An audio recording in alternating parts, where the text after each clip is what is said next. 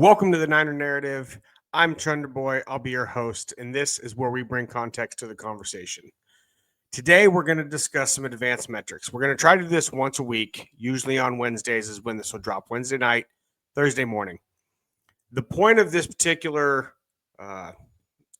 episode or weekly installment is to go through some of the metrics, some that are talked about, some that aren't, to help bring a little bit of context to where we're at in the season and how the team is performing through the lens of the advanced metrics. Why is this important? Because as you watch the narratives around the league, it's important to understand how some stats are being used to shape a narrative and how other times stats are just being used to bring context to what they're trying to say.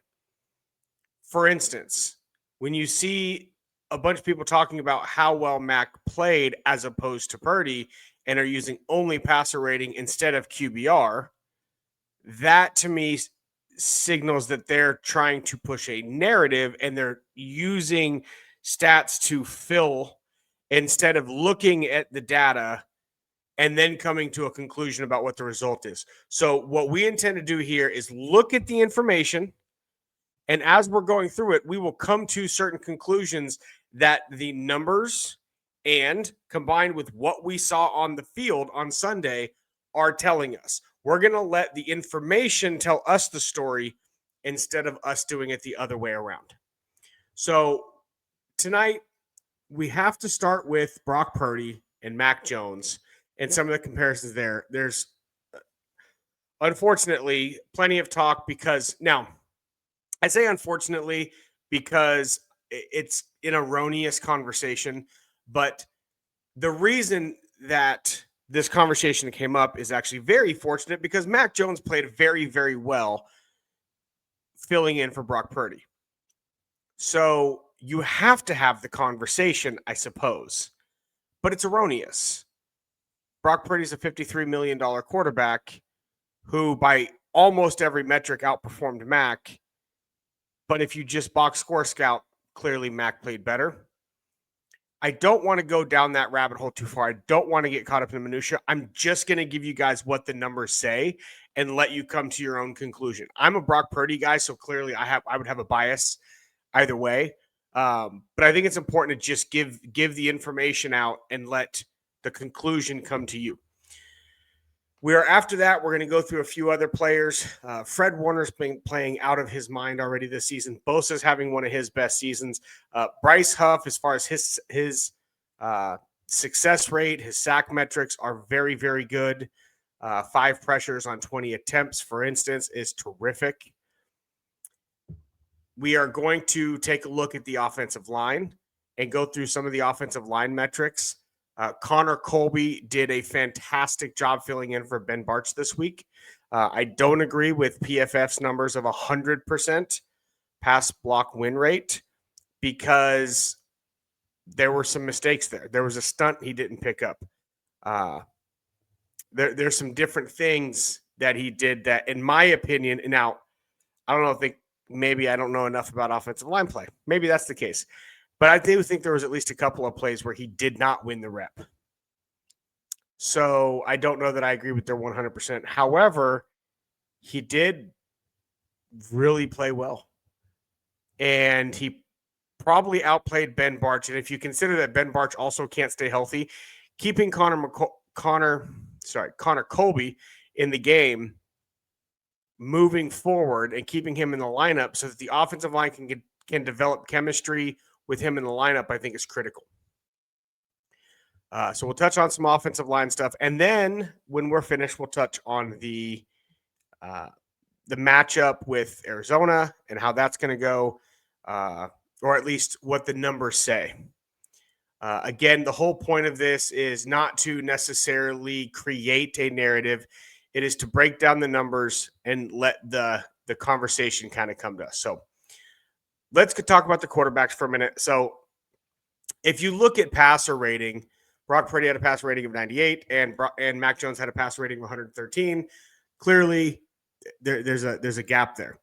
But if you look at some of the other metrics, right? So EPA, Mac Jones at 7.02, Brock Purdy at 16.21, significantly better. If you look at EPA per dropback, Mac Jones at, I'm sorry, I just lost it. Here it is, 0.163, and Brock Purdy at 0.46416. So what is EPA per play? It's just expected points added per play. How well did what they do compared to what you would expect given the situation? Throwing for 7 yards on 3rd and 10 is not as important. It's not going to add points to the scoreboard as much as as much as a 7-yard throw on 3rd and 6. For instance, we're also going to look at QBR, and we're also going to look at success rates, things like that. So EPA per play, better on Brock's side. Passer rating, better on Mac Jones' side. I think the critical thing is probably red zone. I'll touch on that in just a second as far as Mac's concerned. But Brock Purdy also 60% success rate to Mac Jones, 48.7, so on and so forth. So if you look at more than just passer rating and yards and touchdowns, Brock clearly played a more efficient game and had more success given the situation he was in week 1. CPOE, which is completion percentage over expected. Mac Jones actually had a negative CPOE just slightly, which shows essentially that he only completed the balls he's expected to complete. He didn't really give you anything more. He took what the defense gave him. At the end of the day, that's what he did. Brock Purdy had a positive 12%. So he had a 74% completion percentage, but only a 62% expected completion percentage. So he completed significantly more passes than what would be expected of a quarterback in that given situation. Some of that is him scrambling out, so on and so forth. The separation was also better in this game than it was in week 1. And I'll touch on that in a minute. So at the end of the day, I think what the numbers are going to tell you about these two quarterbacks. I think Mac Jones actually has a higher floor than Brock does. I think that the conversation about Mac and Brock should be floor and ceiling as far as who should be playing. Obviously, Brock's already been paid. Brock's the starter. There's the leadership stuff. There's the locker room stuff. The team's behind him, all of those things. But at the end of the day, what you have is Mac Jones gives you probably a higher floor because Brock will throw YOLOs. Brock will throw a ball up to his guy, even if he's double covered, and give him a chance. You have to sort of live with it. That is his play style. If there's nothing there and the defense isn't giving you something, he tries to take something. Sometimes he takes it. Sometimes the defense takes it. You would hope the wide receivers would basically tackle a guy if necessary, so there's no interception, but that doesn't really happen. That's the way that they coach it. Shanahan has talked about that. Every interception should be an offensive pass interference, according to Kyle Shanahan. But at the end of the day, there isn't really a big difference with Mac and Jones in the middle there. So Mac slightly higher floor because of the YOLO balls from Purdy. But the ceiling is much higher with Brock Purdy. Aside from the fact that Brock Purdy is more efficient, the operation of the offense is better when when Brock Purdy is in the game. When Brock Purdy is in there operating Kyle Shanahan's offense, the offense as a whole is more efficient and more successful, especially on in critical situations. That's what it shows in week 1. And with the exception of a few games throughout Brock's career where he struggled, most of his career shows the same thing. Even last year when he had his, quote unquote down year, there were a bunch of games where he had high success rate, high efficiency. His completion over expected was very high because nobody was ever open. He wasn't getting good protection, so on and so forth. That doesn't excuse the fact that he consistently threw balls into bad situations unnecessarily. That doesn't excuse the fact that he sailed balls when he didn't need to or shouldn't have. We dirted balls when he missed guys, so on and so forth. None of those things are excuses for that. The one thing that I would point to and this is probably the last thing I'll touch on, and then we'll move on from the quarterback situation, because I really don't want to get too caught up in all this. The one thing that you have to focus on with these two quarterbacks is who gives you the best chance to win in any given situation. So in a good situation, it's probably about equal. They're both going to give you a good chance to win in a good situation. I think Brock gives you a better chance to win in a bad situation. If Kyle Shanahan doesn't call the best game, if for whatever reason the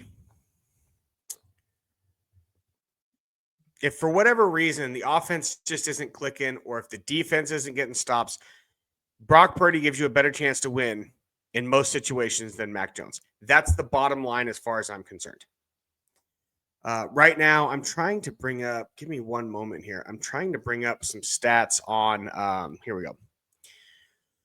So, as we mentioned, I think I mentioned it in one of the previous videos. If not, I'll mention it real quick. The only player that had better than average separation in the NFL, on the 49ers against the NFL last week was Juwan Jennings. Nobody else did. Now, the average separation this week is 2.98 yards. That's the league average. Kendrick Bourne, 4.82 yards average separation. Jake Tonjes, 5.16 yards average separation. Luke Farrell, 4.83 yards average separation. Juwan Jennings, 2.45, just below league average. And Ricky Pearsall needs to get his shit together because he's making me look bad. I thought he'd be our number one receiver. I thought he would have a breakout season. He hasn't let me down, but his separation this week of 1.26 does not go well with his low separation numbers from last week. The whole idea with Ricky Pearsall and why I thought he would be so good is I thought he was a perfect fit for this scheme. And so far, I'm not correct. At the end of the day, Mac got more help yesterday than Brock has in a while. But that does not take away from the fact that Mac did his job. Mac did a phenomenal job of putting guys in situations, throwing good balls. I mean, at the end of the day, Mac Jones did exactly what you would want a backup quarterback to do. You want him to come in and play well when the situation is good and not make mistakes. Don't put the ball in harm's way. Don't do things that are going to cost your team the game. And Mac Jones did all those things and deserves all the praise that's being heaped on him.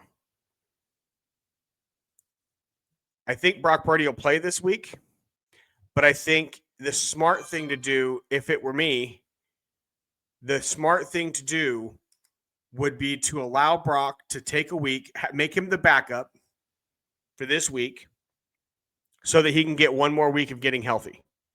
If Mac Jones plays terrible in the first half, you just swap him out and Brock comes in and plays the second half.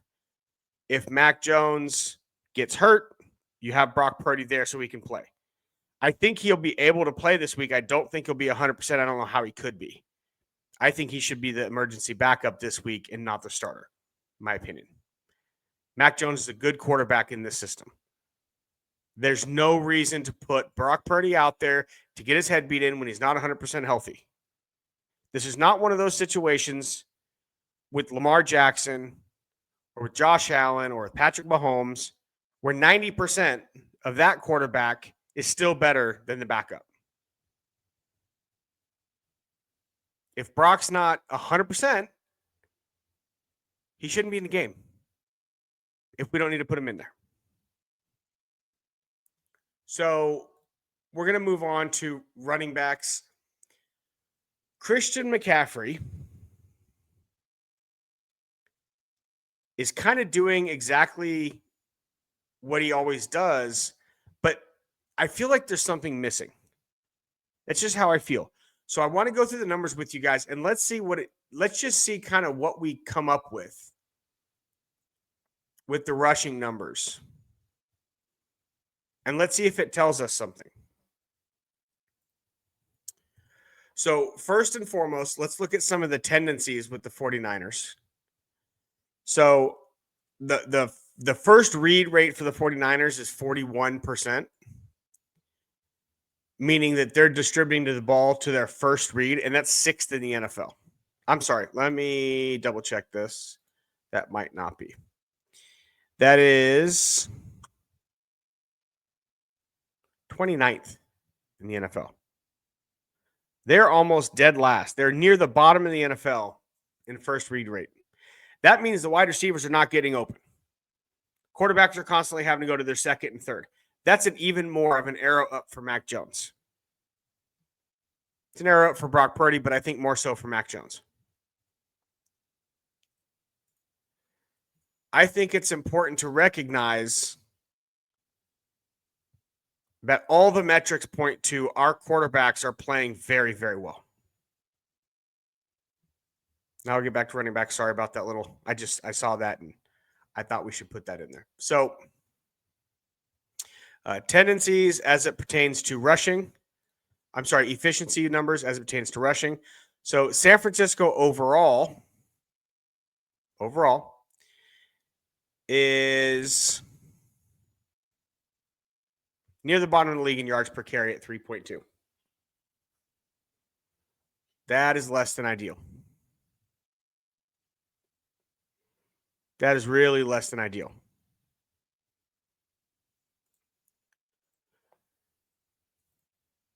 Yards per carry. Obviously, guys that are like quarterbacks, things like that, are usually going to be, near the top of that metric. They're out there running around, scrambling, so on and so forth. But what you don't want is for your running back to be near the bottom of the league. And I just lost all my stats. That's great. Give me 2 seconds, please. Christian McCaffrey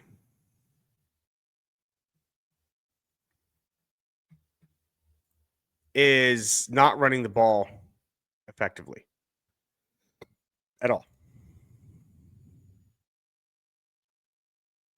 So if we sort this by yards per carry and we go down here to,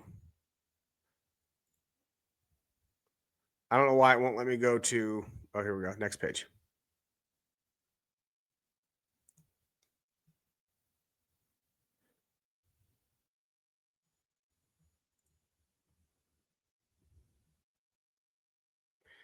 Christian McCaffrey, 51st in the league, 3.5 yards per carry. 51st in the league, yards per carry. That's not good enough, Christian. You know that. Outside zone per attempt is where the 49ers thrive. Outside zone per attempt. Let's see where the 49ers are in percentage.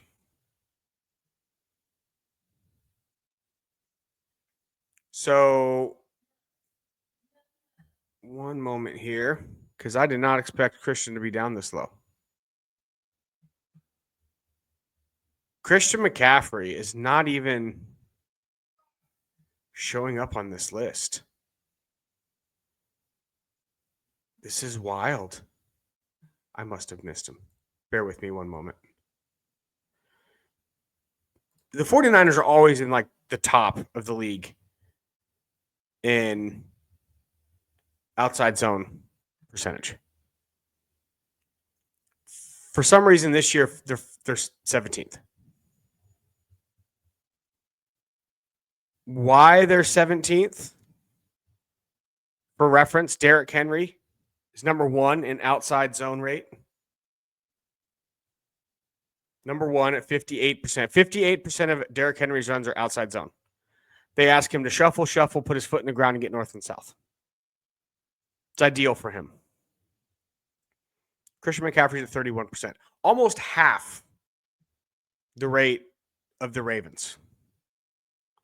And just to give you an idea of how effective outside zone still is in the league, number 2 is Saquon Barkley. Number 3 is Jahmyr Gibbs. Number 4, Kenneth Walker with what he just did last week. 5 is Omarion Hampton, right? These are the teams that are running outside zone higher clips. Kyle, what are we doing? You have arguably the best outside zone running back in the league. And we have an offensive line that's specifically designed and built to run, read, and zone. And why aren't we running it? I thought that was interesting when I was going through some of that. Now, inside zone percentage, number 1 in the league is actually Cam Scatterbo, which I thought was interesting. They use him a ton on inside zone. But where do you think Christian McCaffrey is for inside zone? Surely a little bit better, a little higher up the list on the percentage in which they're running inside zone with Christian McCaffrey. No, Cam Scatterbo is at 53%, first in the league. Christian McCaffrey is 23rd in the league at 25%. I'm not sure why the 49ers have gone just away from the outside zone so far this season, but it's kind of weird. I can't put my finger on why that's the case.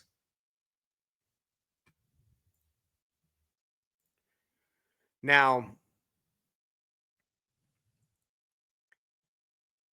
we don't run power that much either. So I don't know if maybe this side is doing things a little differently.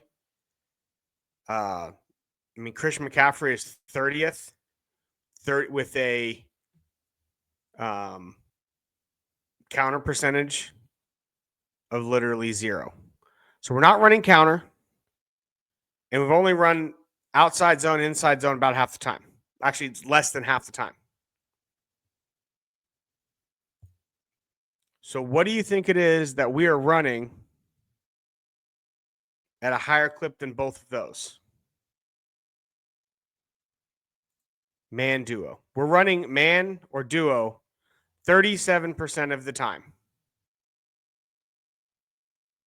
Why are we running man duo with an offensive line built to run zone? I'm confused. I need somebody to explain this to me,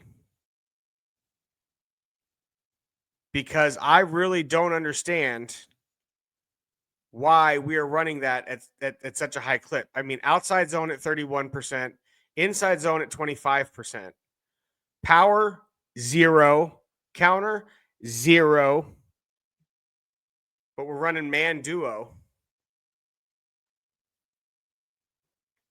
at 37%.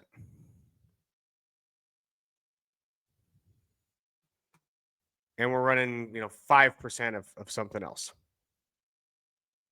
That is all we're running.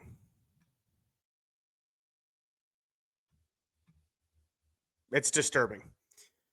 So Christian McCaffrey's been more successful out of the backfield for the 49ers. He actually leads the team in targets in the receiving game. He actually leads the NFL in touches overall. So he's being utilized, but we're not getting the Christian McCaffrey production that we're used to. And I feel like this kind of is telling us a story. I don't know. We're going to move on to wide receivers, and I'm really only going to leave with the one stat separation for wide receivers. We don't really have an issue with drop rate.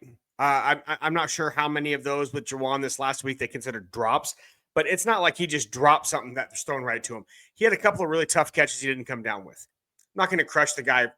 How often he makes great catches in traffic, contested. I'm not going to crush the guy over a ball or two that he just couldn't get his hands on. Drop rate's not really an issue. The 49ers have enough speed. They've gotten behind the defense in both games. I don't really understand why Marquez Valdez-Scantling and Sky Moore not on the field more. I have to assume it's because they don't know the offense well enough yet, and Kyle Shanahan just doesn't trust them.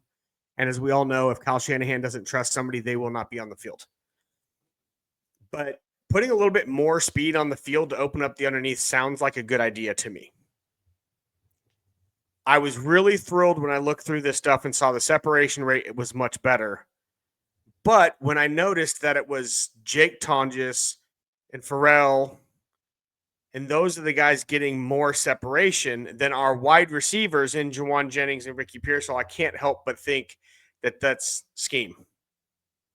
That's not player talent. Demario Davis isn't a bum. He's getting a little old, but he's not a bum. So those guys being that open that consistently, that sounds to me more like scheme. Kyle Shanahan did a good job of getting his running backs and his tight ends into good leverage positions and getting them open.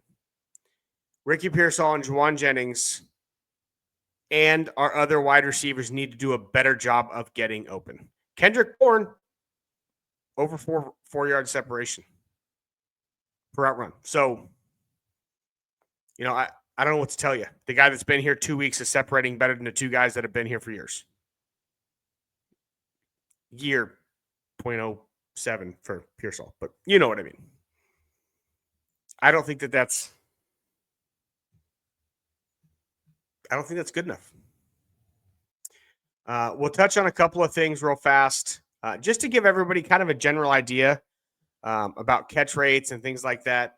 Let's see if I can filter for nope. Now I'm gonna have to figure out how to use this a little better. Play action, out of pocket, first read throws, quick release throws. No. So our wide receivers, let me just bring up these guys real quick. So Ricky Pearsall, 82% of the snaps, 12.6 yards per target this season. 8 catches, 164 yards, no touchdowns yet. Only 15 yards after the catch. Ricky Pearsall needs to do a better job with the ball in his hands. 4 catches a game, but with a positive EPA per play score of 9.97. That's not great, but it is the right direction. I'd like to see that come up because that means he's being pretty efficient. Sort of league average, maybe a little better than league average as far as that goes. As a matter of fact, let's look here at EPA. Let's see where he's at as far as that goes. So Christian McCaffrey's at 11 as far as the passing goes in that particular regard, and Ricky Pearsall's at 13 as far as EPA per play. Now, where is the big fella? Juwan Jennings at negative 3.87. So Juwan Jennings' efficiency is really bad. You don't want to be negative. You definitely want to be positive. For a reference point, Juwan Jennings' EPA per play is 172nd in the league. That's the guy that everybody says is the number one wide receiver on the 49ers. Now, I understand why people are saying this, because there's a difference between being numerically the number one wide receiver on the team and being the guy that the team relies on when in critical situations. I was just having this conversation with Coach on Tuesday night on our show, and he brought up the point that when it comes to critical situations, third down, red zone, when you need a play, they don't go to anybody. They go to Juwan in the passing game. That makes him your de facto number one wide receiver. He's the guy you go to when you got to have it. So don't take these numbers. Don't take them.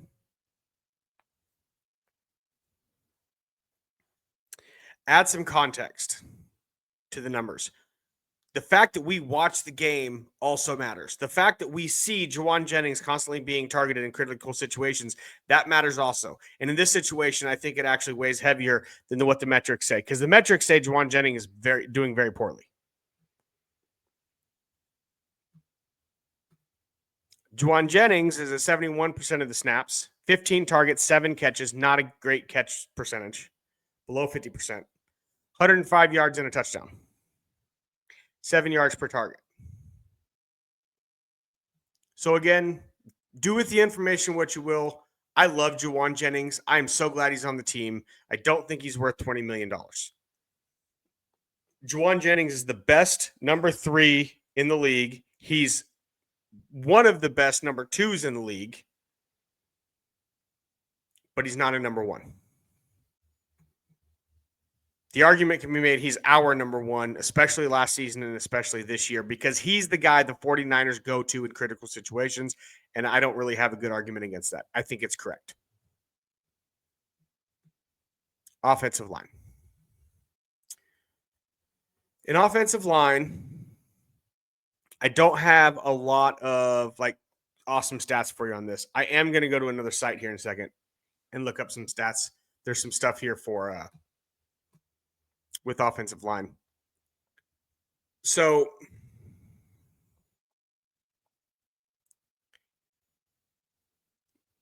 at the end of the day, our offense, EPA per play, 49ers are 27th. That's not good.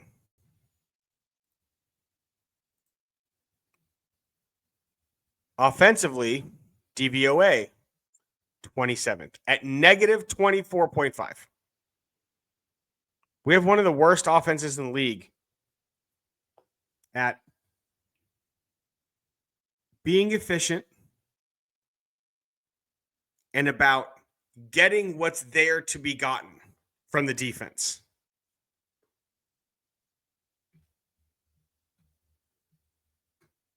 Where you at, Kyle?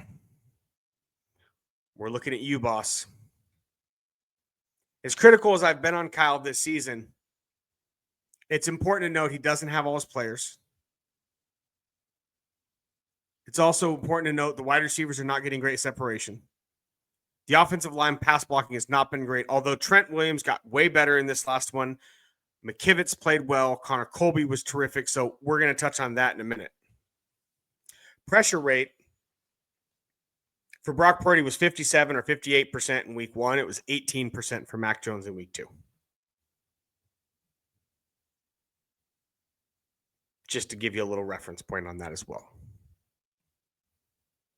So we're going to move on. We're going to look at some defensive numbers here. Now, for defensive numbers, you want a negative number. So where do you think the 49ers are defensively DVOA? Negative 2.9. This is right about where I thought they'd be.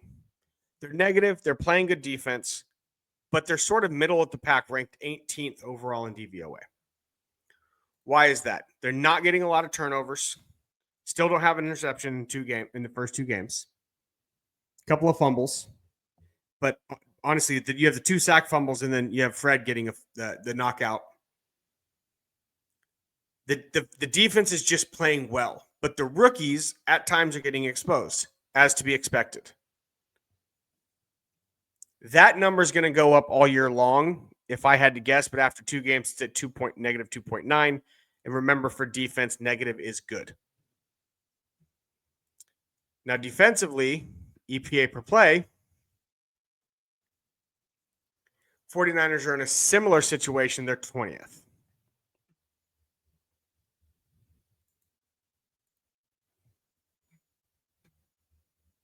Pardon me, 8th. But this is defensive metric, 25th. EPA per play of 4.37.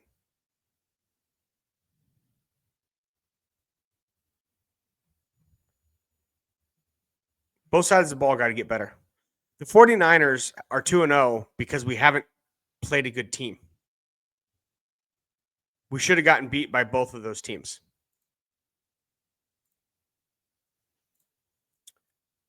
Now, the last thing I'm going to talk about the offensive line here for a second, and then I'm going to go give you guys the numbers on Arizona a little bit. At the end of the day, the 49ers have the record they do because of their schedule. This is exactly why I said we're going to win 13 games this year, because we're not a bad football team. This is a playoff caliber team. 5 Hall of Famers, some really good rookies. I hope the team is really good by the end of the year when it counts. Going into the playoffs, we're firing on all cylinders. The rookies have got their feet under them, and unfortunately, they might hit a wall instead. This could go the other direction. Hopefully, our offense is firing by then, and we go into the playoffs healthy with all of our horses. And we're the team nobody wants to see when we get to the playoffs. That's what we would like to see. We'll have to wait and see. Now, what we really want is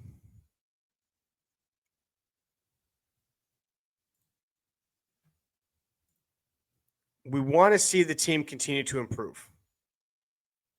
At the end of the day, as long as they continue to improve, this season has a chance to have a really good outcome. Considering where we were just a couple of weeks ago in OTAs, we weren't sure who was even going to play in week 1. Edge rush win rate rankings. Let's touch on this real quick, and then we'll go into offensive line. I want to finish with offensive line. I want to finish on a high note. Defensive line is also a positive. So, edge rush win rate rankings has Nick Bosa at 15 and Bryce Huff at 7. That means how many plays pass rushing and how many wins did you get? Bryce Huff got 7 wins on 25 attempts, and Bosa has 7 wins on 32 attempts. Bryce Huff has a pass rush win rate of 28% and Bosa at 22%, which reflects those two numbers. Excellent off the edge. Our defensive tackle pass rush win rate doesn't have anybody on the list. Now, when Michael Williams lines up inside, when Yetur Gross-Matos lines up inside, when we go to that NASCAR package, when Sam O comes from the inside, we do get press. We do get pass rush. We do get win rates. We're asking our defensive tackles to hold up against the run. So I wonder if I go down here to defensive tackle, run stop win rate rankings, number 2 on the list, Kalia Davis. 67% run stop win rate. Second in the league. So the young guys are doing their job. Kalia Davis is finally healthy and doing well. Yetur Gross-Matos is finally healthy and playing well. Our defensive line is going to get better and better, and they could carry us at the end of the year. There's a chance our entire team is riding on the back of our defensive line if they stay healthy. Bosa and Huff have been that good. Michael Williams is going to get better, and he's already wreaking havoc in certain plays. He's already getting TFLs. He's already breaking down the pocket from the inside. He's already crashing the edge against the run. He's been terrific. The team win rate for some of these things, some good, some bad. San Francisco 49ers are 8th in pass rush win rate at 44%. It's pretty good, top 10. Run stop win rate, San Francisco 49ers are 12th. We are 10th at pass block win rate and 23rd at run block win rate. Now, I wonder why our run block win rate is bottom of the league, bottom third. Maybe it's because we have an offensive line that's designed to run zone concepts, and instead we're running more man duo than anything else. Maybe that has something to do with it. That's just a thought. Interior offensive lineman, run block win rate. The 49ers don't have a single person on this list. And I'm not shocked. Because the 49ers are not doing well against the run. Now, here's the thing. They always are better in run blocking than they are pass blocking. Trent Williams has been the only elite, stellar pass blocker for years now. I don't understand why the sudden drop off in run blocking. Could it have something to do with scheme? That's the last time I'll bring it up. I swear. Last time I'll bring it up. Pass block win rate. Interior offensive linemen. There are nine that all have 100% pass block win rate. Connor Colby is one of them. 21 attempts, 21 wins. When an unheralded rookie steps in and plays that well that early, you can't pull him. You have to let him play. He's got to play. The benefit of playing him instead of playing Ben Bartch is also that Ben Bartch gets totally healthy instead of working through whatever he's working through. And you now have the best swing tackle in football if anything happens to either side of the line. I think it's a mistake if Connor Colby gets replaced and Ben Bartch goes back into the starting lineup. I think it's a mistake. Now, for offensive tackle, pass block win rates. The one thing that I noticed that really stood out here, no Trent Williams. There are 20 names on this list. No Trent Williams.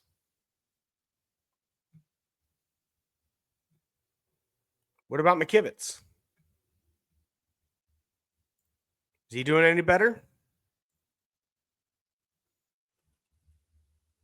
Not this last game. This last game, Trent Williams was spectacular against the pass. I don't know why that list has it the way it is. I'm assuming it's both week 1 and week 2. And also that list had like 15 guys that were all like 100%. So you were off the list if you're below like 94% win rate. But at the end of the day, our pass blocking has been better than our run blocking.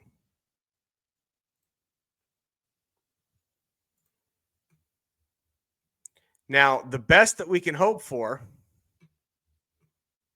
is that we continue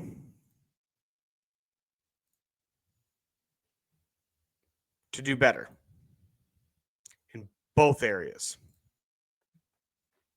Jake Brendel, the much maligned Jake Brendel, actually has a better run block PFF grade than he does pass block. 79.2 as opposed to a 68.7.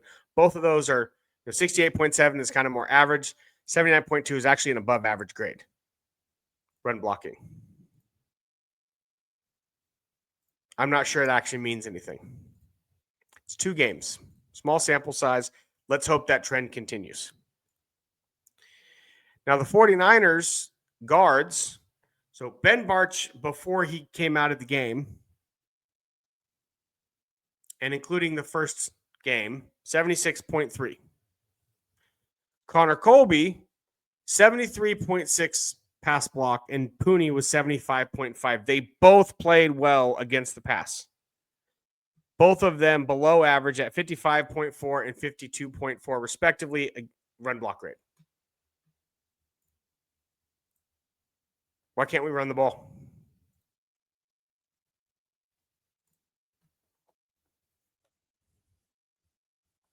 The only player in the offensive line for the 49ers that has a better grade for rushing than they do for passing is the center. Colton McKivitz with a pass block grade of 84.3 and Trent Williams with a pass block grade of 71.8. I disagree. But the problem is that incorporates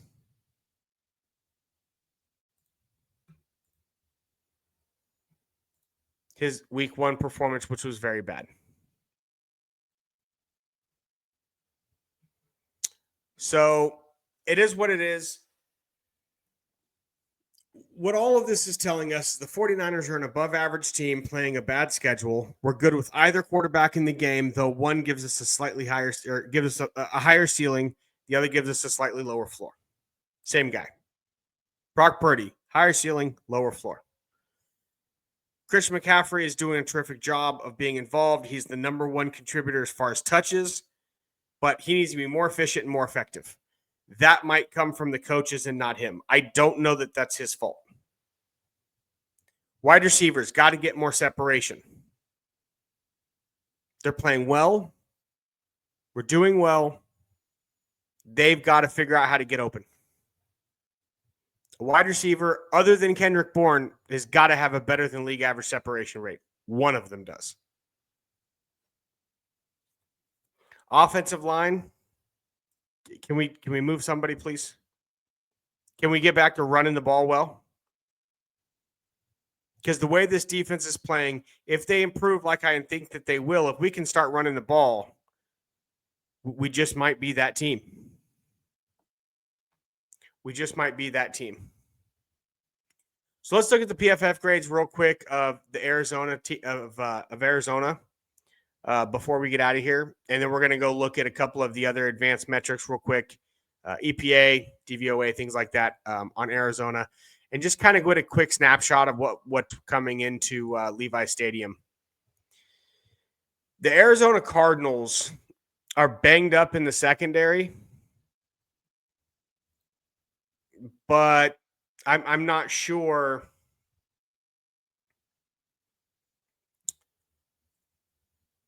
Yeah, I'm not sure that they're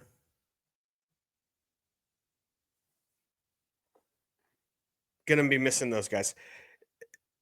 Milton, I think, is the one that's going on IR, so clearly he'll be out. Will Johnson, I think, is going to play. It's just a guess. Arizona tried really hard to lose to New Orleans and Carolina. They tried to let both of those teams in the game. 49ers are favored on PFF by 2.5 or 2.2. Sorry. The Cardinals are 11th overall PFF grade on offense, 16th overall on defense. I'm sorry. 11th overall, 16th on offense, 8th on defense, 17th on special teams.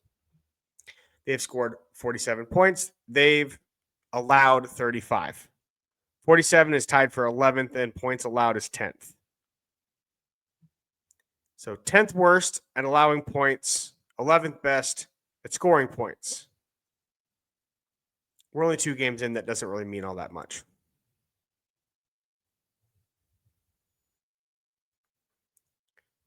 The Arizona Cardinals the 49ers do have to play an A game. They're going to have to come in and play well. If they come in and make a bunch of mistakes, they're going to lose this game. But if they don't, they play buttoned up good football, they're going to win this game. At the end of the day, the 49ers have a better roster. Even as depleted as it is, they have a better overall roster than Arizona does. So we're going to look at the Arizona Cardinals real quick. So DVOA for Arizona on offense. San Francisco is 6th at 41.2. Arizona is 12th at 25.3.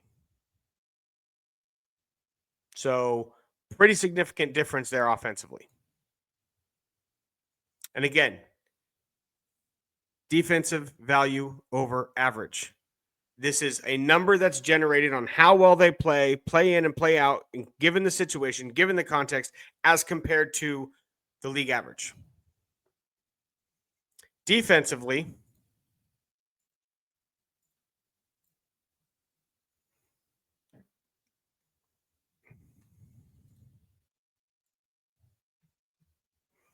LA has the best DVOA. San Francisco and Arizona are right next to each other. 4.9, negative 4.9 San Francisco, negative 3.4 for Arizona. And remember, negative is good when it comes to defense. So both teams are playing average defense, but on the positive side. Both teams are playing slightly above average offense. The winner of this game is going to be the team whose stars come to play. If Kyler Murray goes off and we can't keep him contained, he might ruin the day. If Marvin Harrison Jr. goes off and he catches a couple of balls over the top, that might ruin the day. San Francisco 49ers, same thing. Warner, can you get your hands on a ball? How about Demo? Can you? Can we put pressure on Kyler? Can we force him to start making mistakes because we're getting immediate pressure on him? I would love to see that. One area that Arizona is much better than the 49ers is in the red zone. 49ers red zone touchdown completion. I'm sorry. Red zone touchdown total is 5.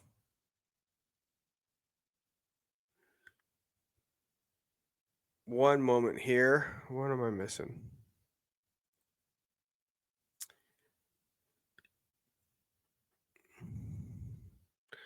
New England and San Francisco both have 5 attempts in the red zone. They both have 100% in the red zone. Interesting. I may be missing something on that. Moral of the story. The numbers can say whatever you make them say, but if you actually go through all of it, EPA, DVOA, please stop using passer rating. Please go to quarterback rating. Quarterback rating includes scrambling. It includes how you play in certain situations. It includes EPA per play. So Brock Purdy making a 7-yard throw on 3rd and 6 is more valuable than Mac Jones making a 7-yard throw on 3rd and 10. I'm not saying that's what happened. That's a total hypothetical. Put any quarterbacks you want in there.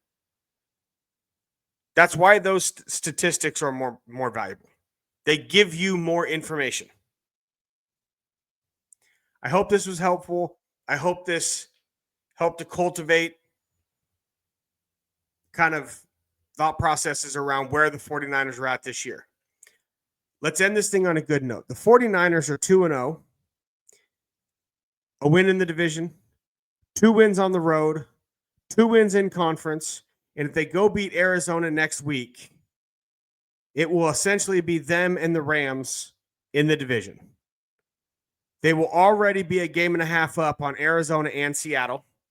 They will already have multiple tiebreakers. So if they split later in the season, they're going to have conference records and things like that on them.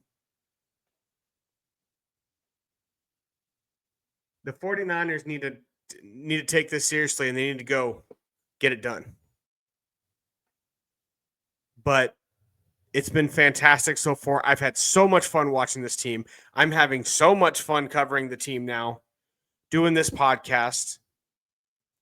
I hope this information is helpful. If you guys found this helpful, if you thought it was good, please hit like, hit subscribe, help us out. If you thought it sucked, hit like and hit subscribe anyway, because why not? It's free. It costs you nothing. And then you can put something in the comments telling us why we suck. That's okay too. That's it for me tonight. Again, my name is Chunder Boy. This is the Niner Narrative. We'll see you soon.